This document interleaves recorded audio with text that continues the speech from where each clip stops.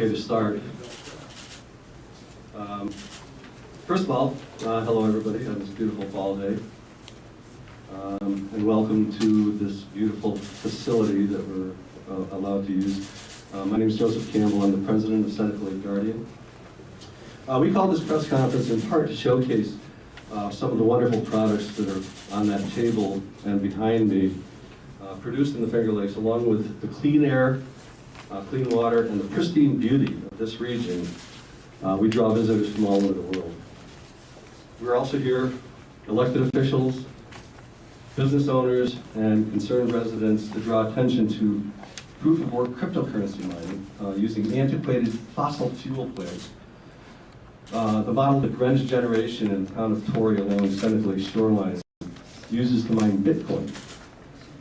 Now, as we're gathered here at this beautiful Finger Lakes Welcome Center in Geneva, there's a simultaneous press conference taking place in Albany with statewide organizations and other elected officials, echoing the same message to Governor Hochul, because this isn't just a regional issue. This is a New York State, even a national and international issue. So why repower old power plants like Greenidge to mine Bitcoin? Well, electricity is the raw material for this industry, and the cheaper the cost, the higher the profit. But proof of work also uses enormous amounts of electricity, and burning fossil fuel emits greenhouse gases. It also draws hundreds of millions of gallons of cold lake water and returns it to the lake at temperatures of up to 108 degrees according to the permit limits. Okay? DEC Commissioner Basil Sago stated, and I quote, "DEC has not made a final determination on the permits, and Greenidge has not shown compliance with New York's climate law." That's a direct quote. Nor can it, since by their own calculation, they'll be emitting over 1 million tons of CO2 equivalent greenhouse gases annually when they factor in both upstream and downstream emissions as the Climate Leadership and Community Protection Act requires. So we're here rolling out a letter to Governor Kathy Hochul and DEC Commissioner Basil Sago, signed by nearly 500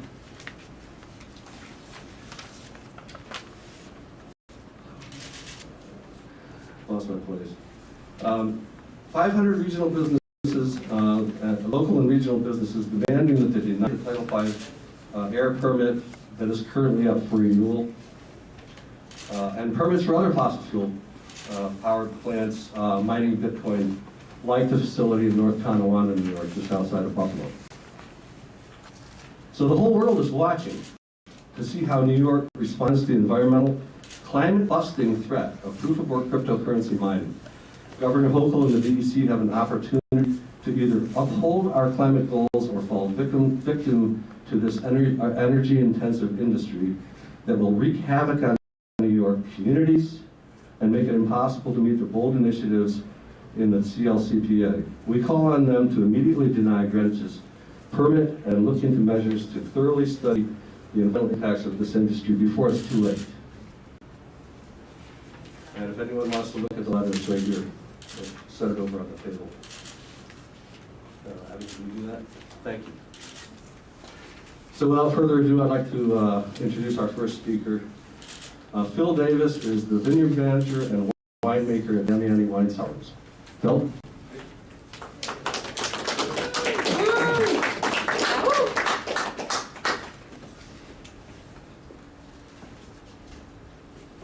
So I don't speak very loudly, so close to the mic. All right. Tell me why I'm there. 2 inches. All right. All right, good? Can you hear me? Does that work? Yeah, much better, thank you. All right. So I'm Phil Davis, co-founder and vineyard manager of Damiani Wine Cellars, located in Hector, New York, a farming community located on the east side of Seneca Lake, downwind of the Greenidge facility. As a sixth-generation, lifelong resident of this community, tending my vineyards, I've developed an acute sense of the importance of the health of our lake and the need for clean air for both the vines I tend and our lungs as a matter of personal health. Seneca Lake and its great depth creates a microclimate that's instrumental in our viticultural practices. As a part of the Seneca Lake and Finger Lakes American viticultural area, we have spent generations developing our land, our hard-won and prized community character, where the sources of one part depends on the success of the rest of the Finger Lakes. Winemakers and vineyard owners have worked together to create a cultural landscape and viable economy in the Finger Lakes region. A landscape of vineyards, orchards, row crop farms, along with the natural wonders of the gorges and lakes that draw millions of visitors each year. This has created thousands and thousands of sustainable jobs, as well as a pride of place. Our sense of place, as well as the pride of place, was formed through our relationship to our environment. And the Greenidge facility, with its projected 1 million tons of CO2 emissions per year, not only is an insult to our community, it actually poses a threat to our viability with these emissions. Plants need clean air. Our health is dependent on clean air. Our climate needs clean air. Greenidge is a business whose focus is on money generation regardless of the impact on the community upstream and downstream of its facility from an environmental and consequent health standpoint. They're not good nor desired neighbors. That's right. We've worked to create the foundation of our economy and are recognized world over for the quality of our products as a result. The results of which have created a multi-billion-dollar industry in the region, which is nice. But more important to me is the thousands and thousands of jobs created, livelihoods created. New York State has legislated its commitment to reducing greenhouse gas emissions. The issuance of a permit to expand the capacity to further pollute the air doesn't make sense. One step forward and two steps backward doesn't yield a net gain.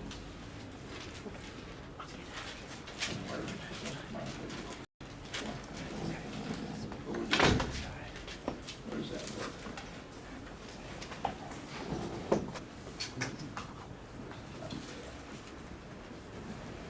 I'll do this for a minute.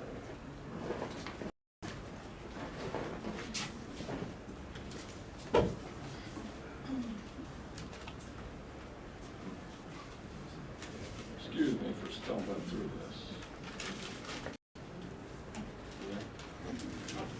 No, I'm just saying, as a person, a human, family person, that I implore Governor Hochul to deny this Title V permit renewal for further pollution.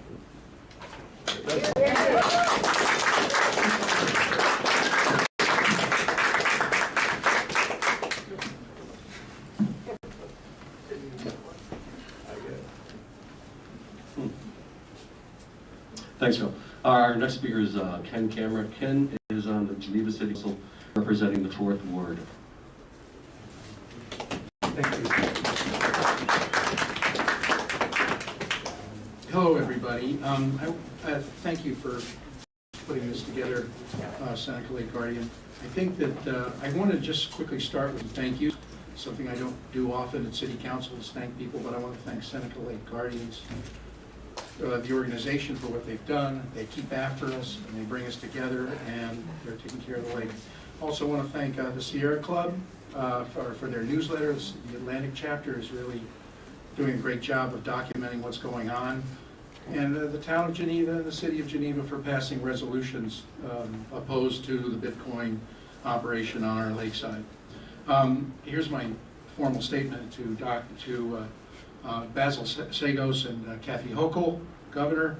If not us, then who? Our federal government has finished up its involvement in the COP26 climate change conference in Glasgow.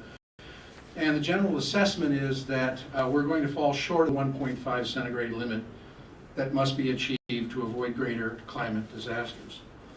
The local impacts of Greenidge must also be considered in light of the deterioration of Seneca Lake and this impact on the greater agritourism business that is central to the Finger Lakes. And a $3 billion economy that Phil was referring to.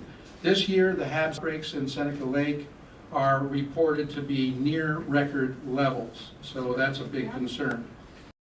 In addition to the local impacts, statewide and global impacts must also be considered when talking about the energy intensity of proof-of-work cryptocurrencies such as this Bitcoin operation. Technically, the Title V air permit may need to be renewed, but that's completely beside the point.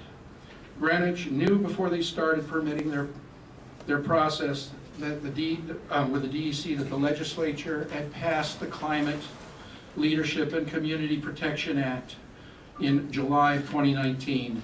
This act empowered every New Yorker to fight climate change at home, at work, and in their communities.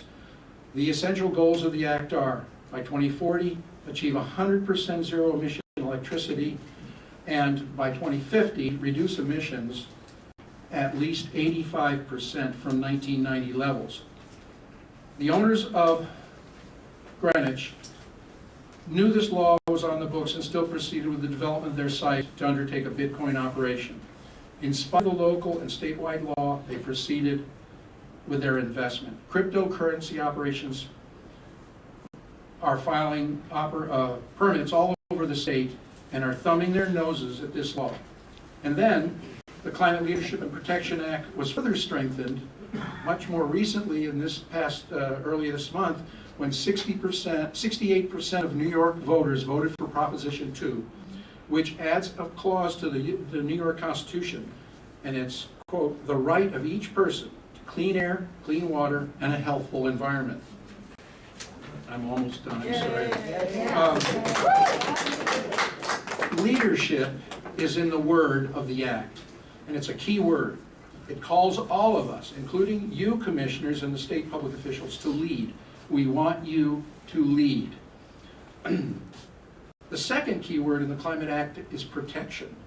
What are this Bitcoin and other proof-of-work cryptocurrencies around New York State doing? They are private investment schemes that are created that have created their own extra energy-intensive stock exchange in order to do business amongst themselves.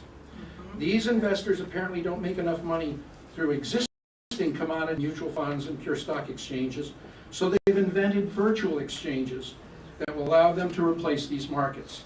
This is an exclusive, private enterprise hunger game devoted to purely private wealth. And there are no public components. That second word in the Climate Act is protection. There are no public components to this activity. How can New York State abide participating in this environmental and social justice? We're counting on New York State to make a stand for its governance, which by the people and for the people, just like it when it banned hydrofracking by the oil and gas industry in order to safeguard New York's precious water resources.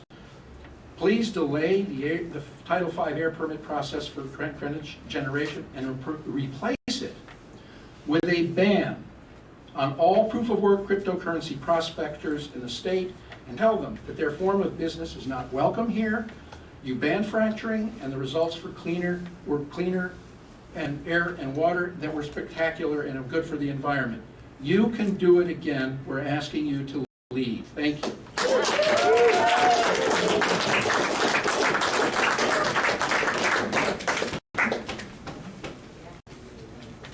Thanks, Ken. I'd like to introduce Rich Swinehart. Rich is Chief Executive Officer for Waterloo Container, one of the larger privately held industries here in the Finger Lakes. Thanks. Thank you. Waterloo Container is been in business for a little over 40 years. We're on our third generation of the Lutz family. It was started by Norm and Bill, and now Bill has his daughters involved.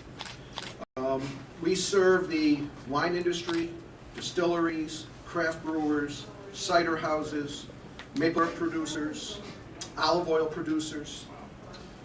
We interact daily with the families that own and have grown these businesses and are continuing to open businesses and grow businesses here in the Finger Lakes. Their stories relating to interactions that they have with their customers and the tourists that come have been changing over the last few years. It was always in the past what a beautiful area the Finger Lakes is. The land, the lakes, the area is so fresh. At night we can see the bright stars, the cleanliness of everything. Now, just as many of the people are saying, as they're visiting our Finger Lakes, there's an awful odor sometimes. The landfill is an eyesore. We were stuck behind a large, dirty tractor trailer that was leaking some fluids onto the roadway. Our land, lakes, scenery, all contribute to who we are. Businesses that detract from our natural resources, businesses that threaten our environment, danger not only our businesses, they danger our way of life, but they actually danger our lives. As we've already heard today, Greenidge's efforts might not be as obvious as a landfill, but even subtle erosion of our environment, of our natural resources, of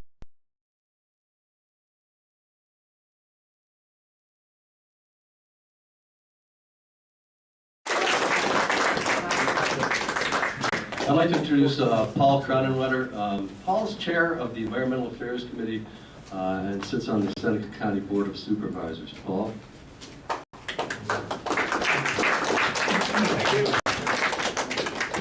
Excuse the shaggy appearance, but if all you boys and girls are good, I'll come and visit.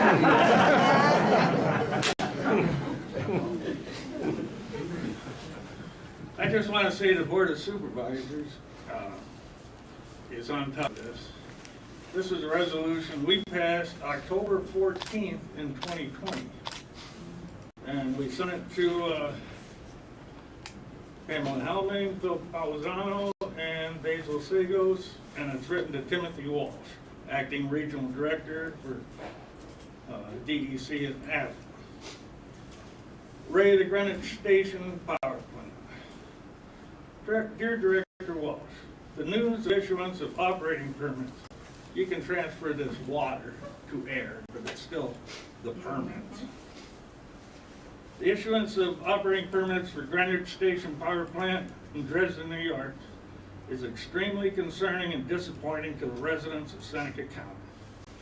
Seneca Lake represents not only a primary source of municipal drinking water for Seneca County and other communities surrounding the lake, but is an important resource for all aspects of ever more important tourism economy.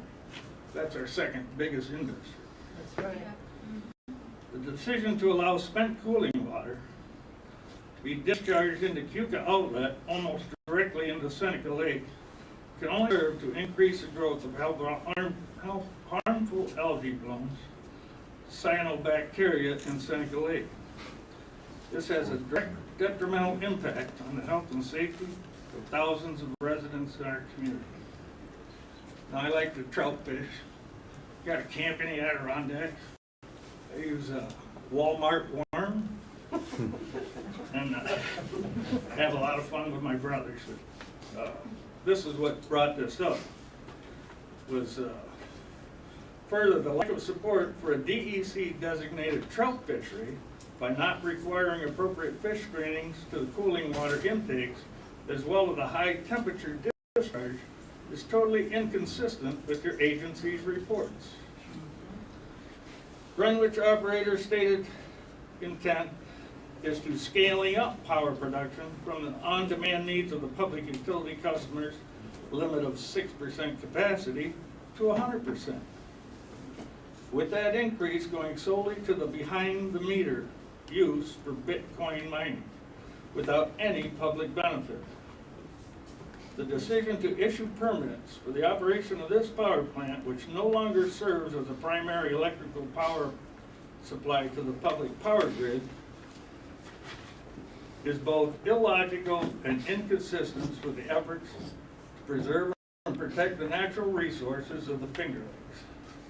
The Seneca County Board of Supervisors believes that to protect the people and irreplaceable resources of Seneca Lake for the community, the issuance of operating permits must be reconsidered and substantially altered, if not denied outright. And that's sincerely, Langston and Paul Johnson.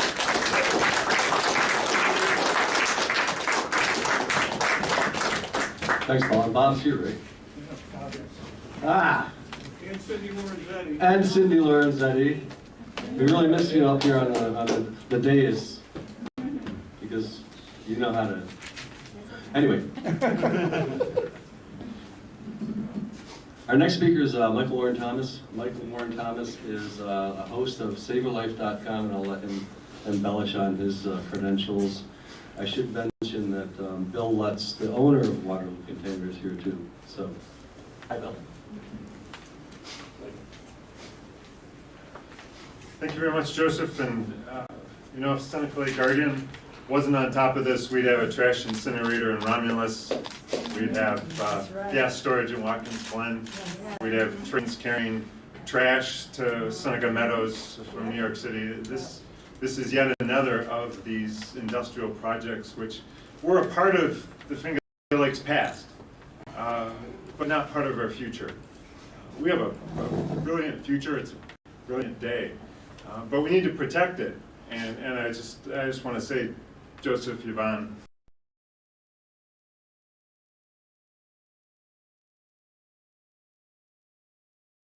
Finger Lakes has more power.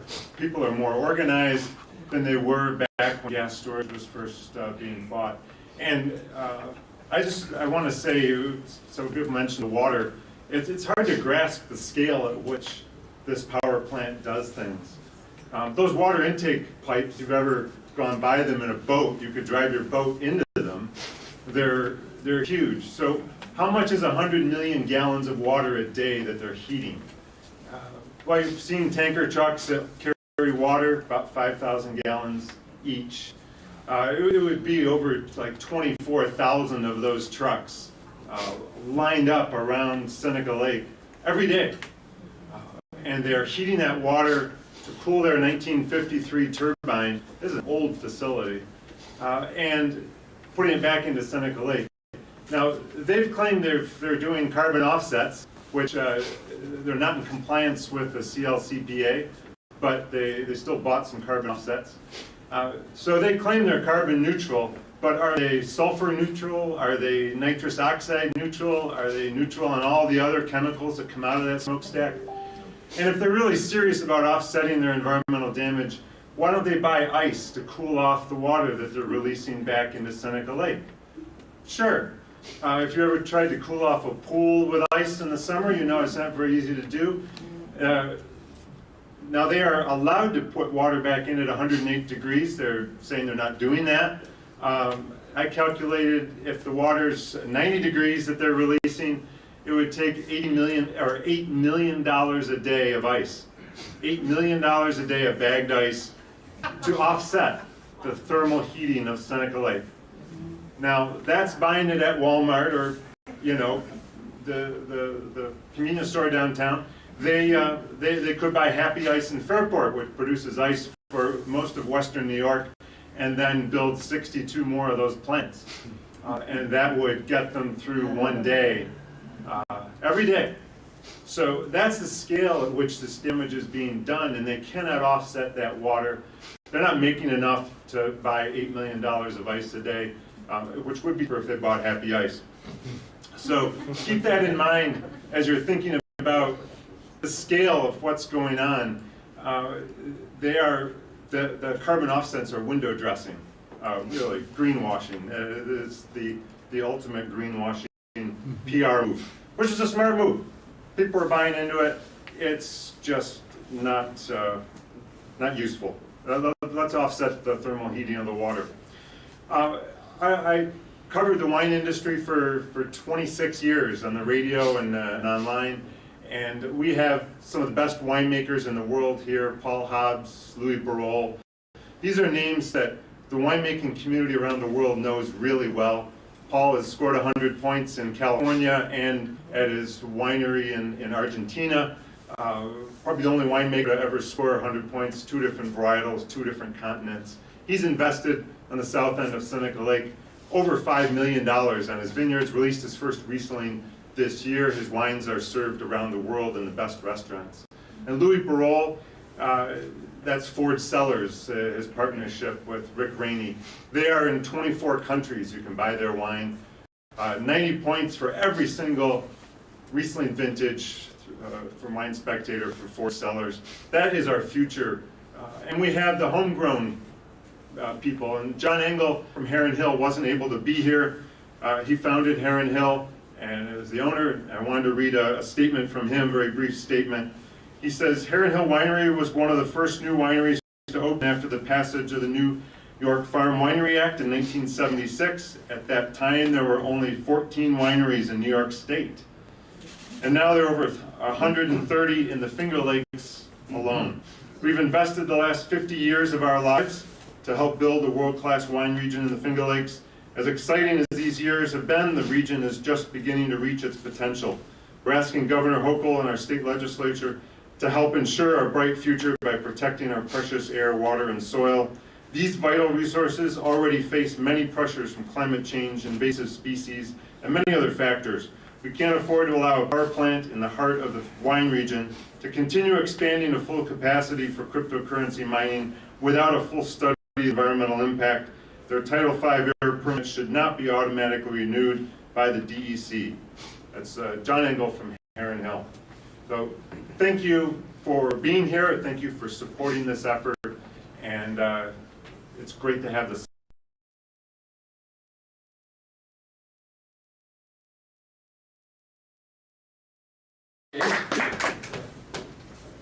Case? There you are. I'll leave the microphone up to tall too. Case Staple? Yeah. Case Staple is a vineyard manager for Boundary Breaks. Boundary Breaks is one of our premier Finger Lakes producers of Riesling wine, among many others.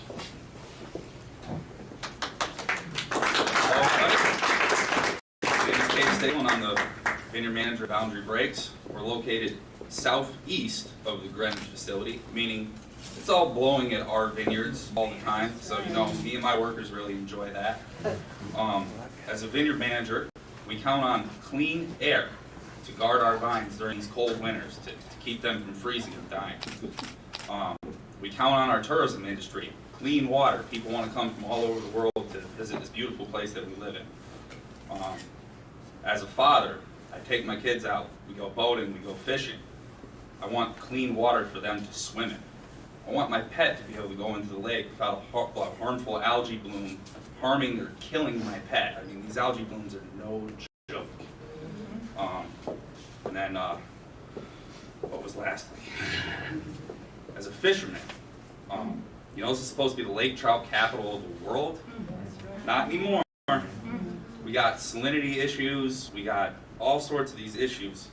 You know, a lake trout light at 42 degrees, and this is coming out at 108 degrees, next to a tributary where fish spawn. Trout fry, small fish, cannot handle 108 degrees. It's going to kill them immediately. So, you know, I urge everybody to write the governor, write the DEC. This is unacceptable. Shut it down.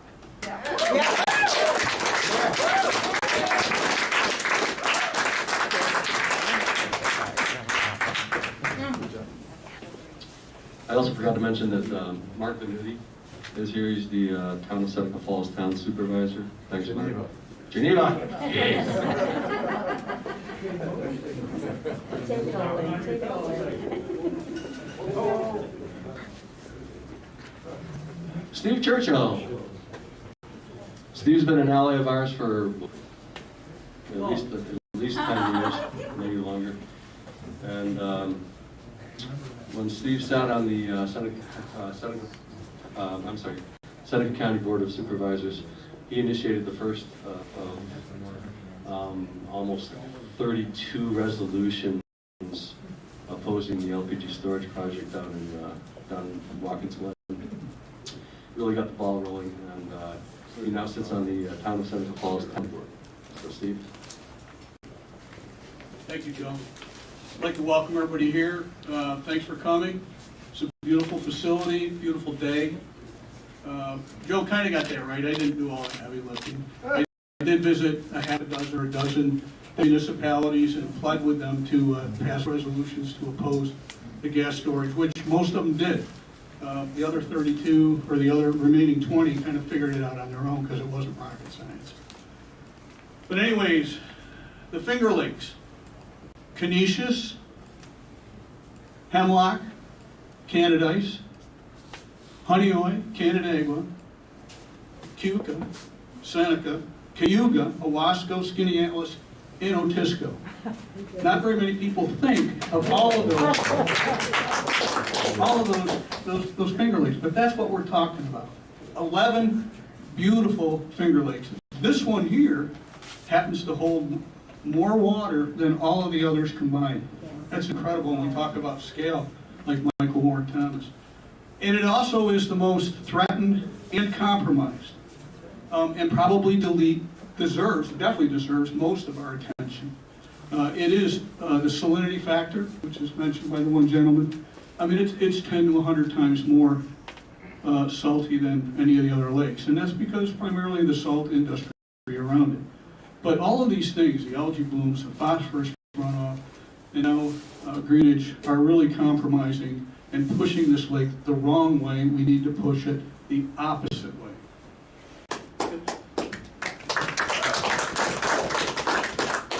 Today, our concern is one of those 11 lakes, which is Seneca. The nefarious perpetrator, I like that word, I don't normally use quarter words, but nefarious perpetrator is Bitcoin mining.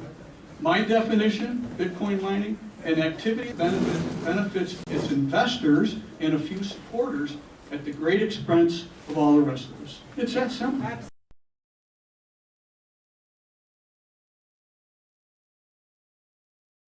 Millions of gallons of lake water, burns tons of fossil fuels each day. And what do we get in return? Nothing. We get nothing. You and I and every one of us in this region, in the state, get absolutely nothing in return. We just pay the bill. We clean up the mess.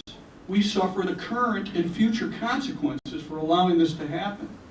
That is, unless we don't allow it to happen. And that's why we're here today, to get the government to not allow it to happen. And we are the government. We're the state, each and every one of us. We comprise the state. Recently, world leaders met in Glasgow. They all came together. We're going to solve the global climate crisis. The U.S., led by President Biden, showed up, ready, willing, and able. He took his entire cabinet to Glasgow. They spread out like a disease. Biden's big promise coming out of that: lead by example.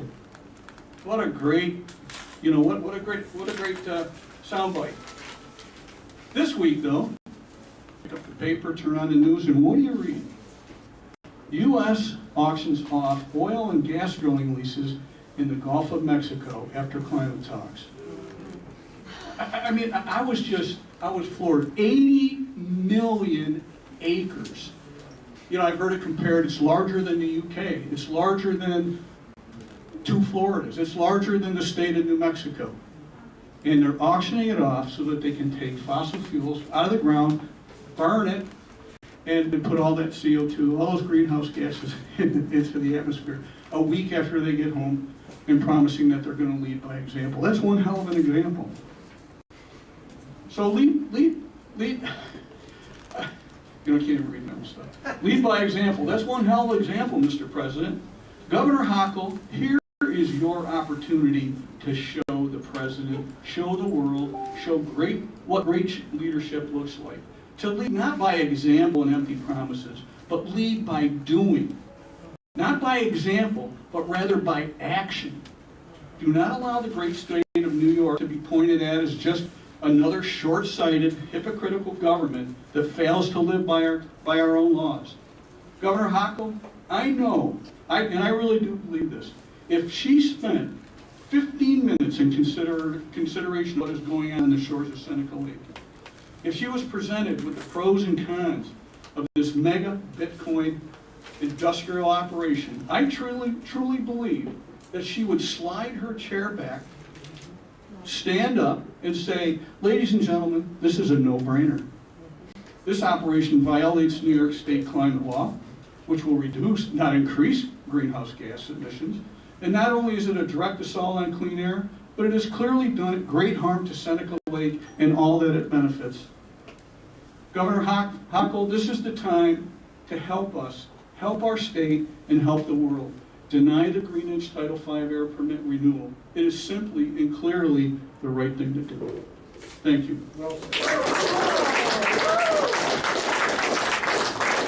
Thank you. I didn't mention that Cindy Lawrence is also the supervisor for the town of Fayette, which is just a few miles down the road on the east side of the lake. So, thanks for being here, Cindy. Thank you. And wrapping things up, as far as speakers, is Dr. Anna Kellis. Dr. Kellis is a New York State Assembly member representing the 125th District of New York, which includes the city building.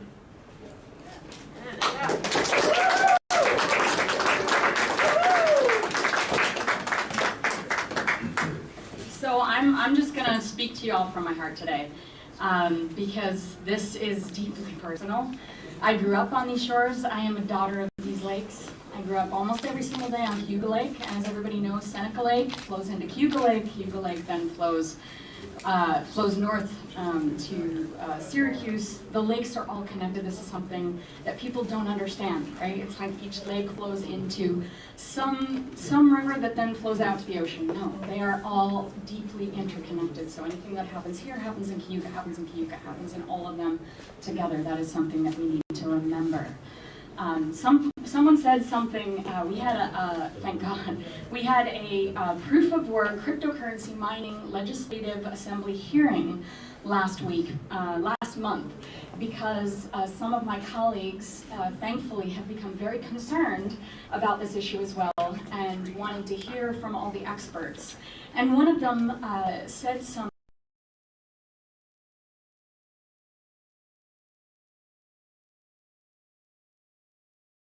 of the imminent wine countries in the world, recognized around the world. There's only one other place in the United States equal to what we have here in the Finger Lakes, and that's the Napa Valley. And can you imagine anyone ever proposing to put industry like a cryptocurrency mining operation in Napa Valley? They would be laughed out of town. Why then? Is it a case that we over and over and over are fighting industries like an incinerator, like this power plant that is now running 24/7, which used to be running several weeks out of the year, or a massive expansion of natural gas storage underneath Seneca Lake? All of these things threaten the integrity of the most gorgeous area in the world. Who would ever propose that if we stopped for a moment? That's what we're asking. That is all we're asking, to stop and think and look at this natural resource that is one of the last bastions of fresh surface water in the world.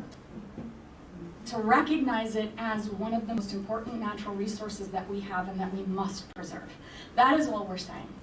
So I just want to stop for a moment and say, this is not your average, regular Joe thing that we're asking people to do. We're saying this is a one-shot deal for the rest of the future of ground fresh water on the planet. Yes or no? Are we going to preserve it or not? Yes, we are. That is why we are all here today, that this room is full, because we recognize that this is truly, truly a threat. So we are not saying as a state, I am not saying as a legislator, I am not saying as the legislator who crafted and sponsored the bill that would create a moratorium on cryptocurrency mining operations and power plants. I am not saying that cryptocurrency is a bad thing. Blockchain technology is fascinating. Anyone who's studied it, it's amazing, it's innovative. I think it's going to be revolutionary. I think cryptocurrencies are also fascinating and innovative. Why? We all need to recognize that we have a society where wealth has been consolidated so extremely that it is no longer in circulation or accessible to most Americans, to most people in the world. And the idea of cryptocurrency, digital currencies, is that it is potentially, because it is based on a decentralized system of interactions and transactions, that it could potentially create democracy in wealth in a way that we haven't seen in a very long time. So I do not want people to think that we are against, that we as a group here today are against this movement, this initiative, this exploration, this technology. What we are saying is, in the effort to create a democracy in wealth, do not destroy the planet in the process. That is all we're asking.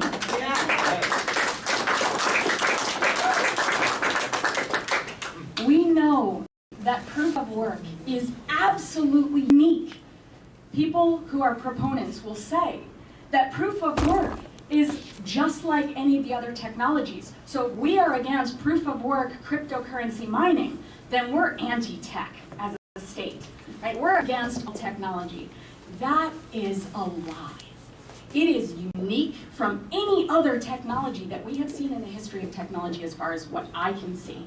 It is one of the most energy-intensive technologies that has ever been created in the history of mankind.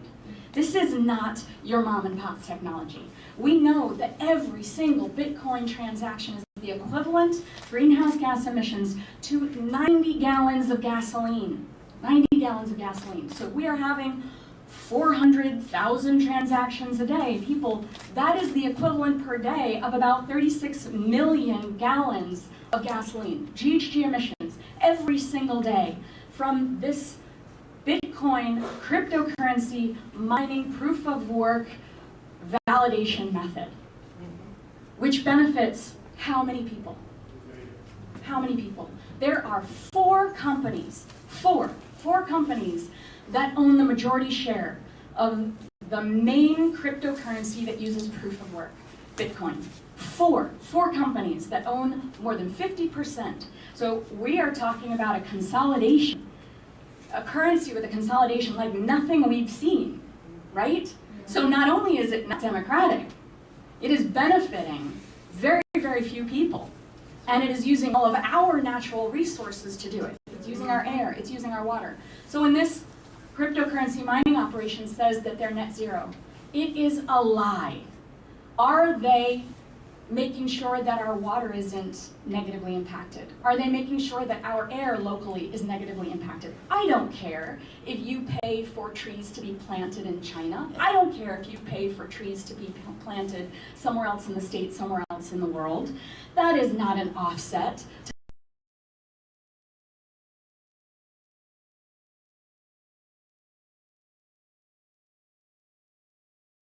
for what the state has defined as an official valid offset based on the CLCPA. So it is legitimately not true. The damage is being done and we're asking for it to stop. So I will just end by saying I have sponsored a bill that would create a 3-year moratorium on cryptocurrency mining operations in New York State and urge the governor and the DEC to do a 2-year environmental impact assessment of the impact on air, water, and GHG emissions so that we can take that data and we can have a year to say how do we need to regulate this to ensure that it doesn't negatively impact our ability to reach our environmental goals as a state. That is critical. But that won't start until January, which we need to make sure that that passes. Right away, when we get back into session, that must pass. We need that moratorium. But in the interim, because that will be too late, we must insist that the DEC deny the air permits for this facility that is destroying our natural resources and benefiting very, very few people on Wall Street and leaving us all in the dust, and it's unacceptable. And that is why we're here today. So thank you, everyone. DEC, this is your moment. This is your moment to prove to all of us that you stand by our state and that you stand by our laws. The CLCPA is set, it is in law, and it is your responsibility to make sure that every single operation that releases GHG emissions align with that law. You have noted that as of now it does not, and we urge you to stand by your initial assessment because it didn't 2 months ago, it didn't last month, and it still doesn't. Thank you everyone so much for being here. Very awesome. I love this person. You are equally loved. So we'll open it up to the press for questions. Any of our speakers is more than willing to answer any questions that you might have. The current facility that is running over 15,000 computers around the clock, what impacts have you guys seen from that directly, just that operation of it? 15,000 what? 15,000 computers? Yeah, they're okay. So they did a pilot program with a few of these. They're called ASIC. They're basically single-purpose processors. All they do is mine Bitcoin. They did a pilot project in 2019. By 2020, they had installed about 7,900 of these things. And as we speak, they're telling their investors that they have 15,300 of them operating. They intend to increase that to over 31,000 machines. Okay? By December 31st. By December 31st, coming right up. So what we've seen is we've seen the air emissions increase from when they were operating at about 6% capacity to now they're using about 45%. Are the numbers right? About 45% of the electricity they're generating is solely for their own use. Okay, we can't get an answer as to how much electricity they're actually supplying to the grid. They don't tell us. We've talked to the chairman of the Public Service Commission. He doesn't know. No one really knows, you know. But the air emissions have increased exponentially. Did you have something? Yeah, I just wanted to add that that the data will be out. So what they are leaning on is the data that came out last year, which showed that they were selling about 60% of the energy that they were producing onto the grid. But you have to remember that they are not required to sell their energy onto the grid. They sell their energy onto the grid when it is profitable. And if you look at the price that Bitcoin was worth August of last year, if I recall correctly, it was about $12,000. And at the end of the year, it was about $28,000. It is currently at $60,000. The value or the rate that the state is able to pay is not going to be matching that amount of money. And if they are earning 7 Bitcoin a day, anybody want to do math really quickly? At 60,000, I had it at 45. Right. And they're currently earning about 7 Bitcoin per day with 15,000 computers. And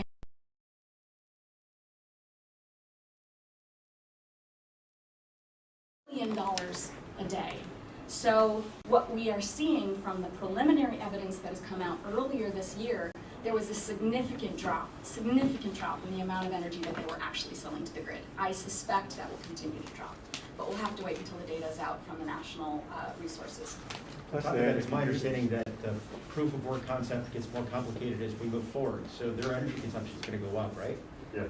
Correct. So the way that the system is designed, it is designed so that the value of each of the coin is retained. And the way that they do that is over time the mathematical equations get more complicated. So it takes more energy to try and win or compete for each one of those coins. So by design, it is supposed to be more energy intensive over time. The very interesting thing at this testimonial that we had, one of the people who was at the testimony was Dr. Ari Jules, who actually published the paper in 1999 that coined the phrase proof of work. So you know, these are the blockchain technology gurus. And he specifically said in his testimony, it was never intended to be used this way. It was never intended to be used this way. I think that is really telling.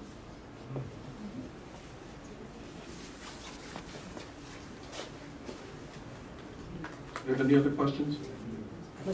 One-on-ones, if we could, from my. Okay, as we wind down, we have a table over here with some lovely desserts that were provided to us by Putting on the Mitts, is the name of the company.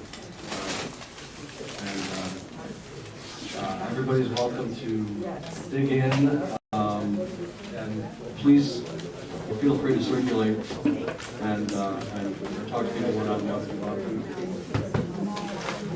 And thank you all for coming.